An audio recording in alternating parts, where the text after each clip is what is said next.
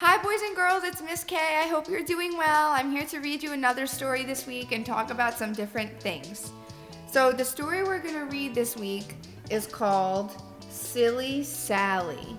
So, I made my hair kind of silly for the story.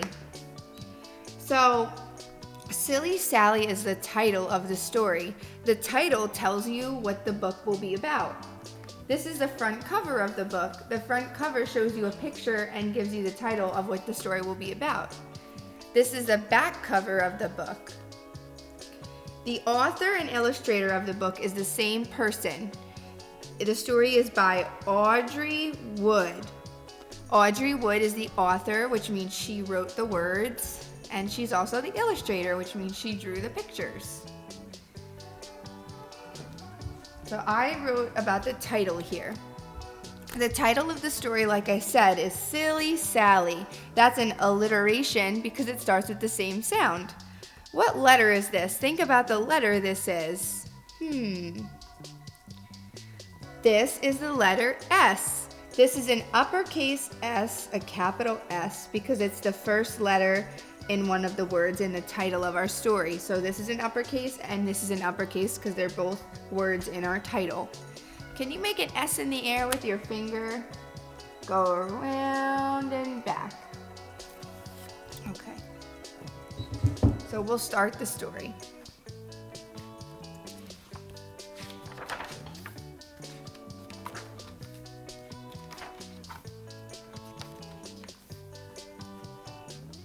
Silly Sally went to town, walking backwards, upside down. So this is the main character of our story. The main character of the story is who the story is mostly about. So we could describe her by saying that she is a woman or a lady, and she has curly long hair.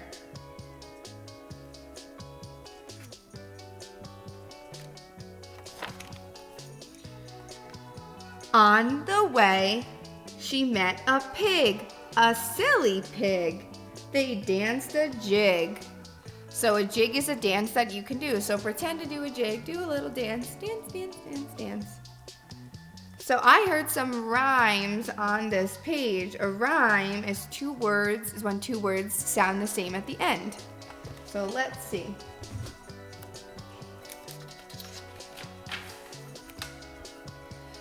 I heard the word pig and the word jig.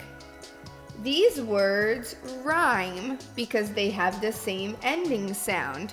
They also are part of the same word family. A word family are words that have the same ending sound. So this word family is IG. IG. So pig and jig are part of the same word family because they end in the same sound and the same letters. And they rhyme.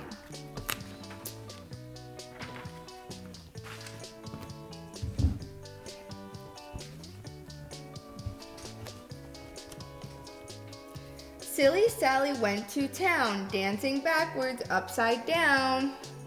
Who joined her on her journey to town? Who do you think? Who's that? So another thing in the story, this story has a lot of things you can learn from it, is Silly Sally, who's going over the bridge, and she is walking backwards, okay? She's walking backwards like this. This is forwards and this is backwards. And she's walking upside down. So this is what upside down looks like.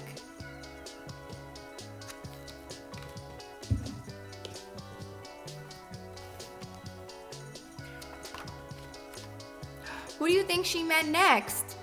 Tell whoever you're listening to the story with, or just think about it in your head. Who do you think that she met next? On the way, she met a dog, a silly dog. They played leapfrog. This time I want you to tell me, do dog and leapfrog rhyme? Do they sound the same at the end? Dog, leapfrog.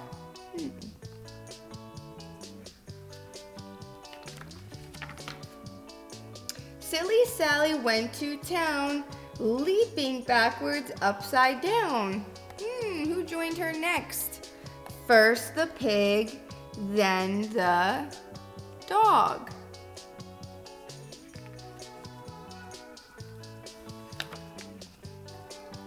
On the way she met a loon, a silly loon. They sang a tune. So a tune is another name for music or a song. So you could sing a song, la la la la la la la la la la. That's a tune. I want to show you another example of a rhyme. So like I said, a rhyme, when two words rhyme, they sound the same at the end. But not all rhymes have the same ending letters. A lot of them do, but not all of them. For example, loon, which is a type of bird, and tune, which is music, they rhyme because at the end they sound the same. Loon, tune. But when you look at them on paper, they don't really look like they rhyme because they don't end in the same letters. So that's why it's important when you're thinking about rhyming to say the words or listen to the words. And that's how you could tell if they rhyme.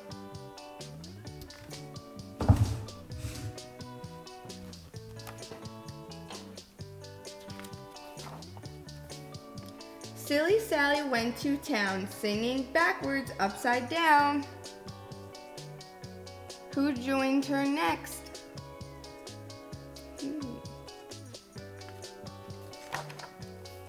On the way she met a sheep, a silly sheep.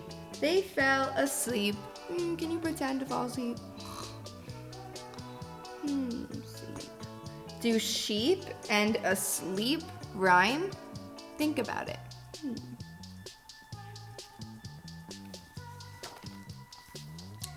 Now, how did Sally get to town sleeping backwards upside down? That's a lot of animals with her. Uh-oh. I see someone in the background. What do you think this person might do? What do you predict might they do? What might happen next?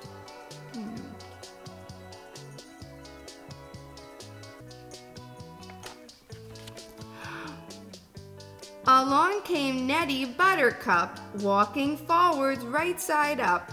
So Nettie Buttercup is walking forwards, and he's walking right side up. So this is right side up. This is upside down and right side up. So they're opposites.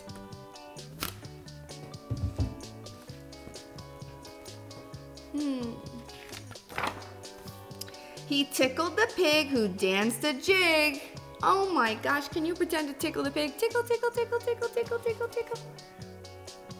He tickled the dog who played leapfrog. Who do you think he tickled next?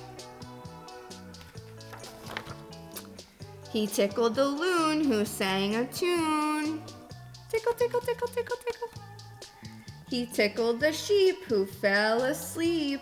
What do you think happened when he tickled the sheep? Did it stay sleeping? What might happen to it? I think that the sheep woke up because I could see the sheep's eyes are open. And he's like, he looks like he's shocked. He tickled Sally, who woke right up. She tickled Nettie Buttercup. What do you think Nettie Buttercup did? If somebody tickles you, what do? Maybe you laugh, you say, ha ha ha ha ha. And that's how Sally got to town. Walking backwards, upside down. The end. So in this story, we talked about alliteration, we talked about rhyming, we described our main character of our story, Silly Sally. We talked about the order of the animals in the story and who came first, next, then. These are all different things when you read at home, you can think about and talk about with your family. We also talked about positional words. We talked about forward, backward, right side up, upside down. And I have a list of some other words that you can talk about at home with your family. These are positional words. So on, the present is on the table. Under, the present is under the table. In, the boy is in the house. Out, the boy is out of the house or outside of the house. Above, the ball is above the boy. Below, the ball is below the boy. Next to can be on either side. The ball is next to the boy over here, and the ball is next to the boy over here. And the ball is behind the boy, and the ball is in front of the boy. So these are all different positional words you can talk about at home. You could say the paper is on top of the table, or the pillow is under the blankets. So there's all different things you can talk about at home with your family about describing words and positional words. So that was our story today. I hope you love that story. I love this story. It's such a silly, fun story to read. And I hope you liked my silly hair. And I'll talk to you soon, and I'll see you soon. And be safe and be well, and enjoy the rest of your spring break. Bye.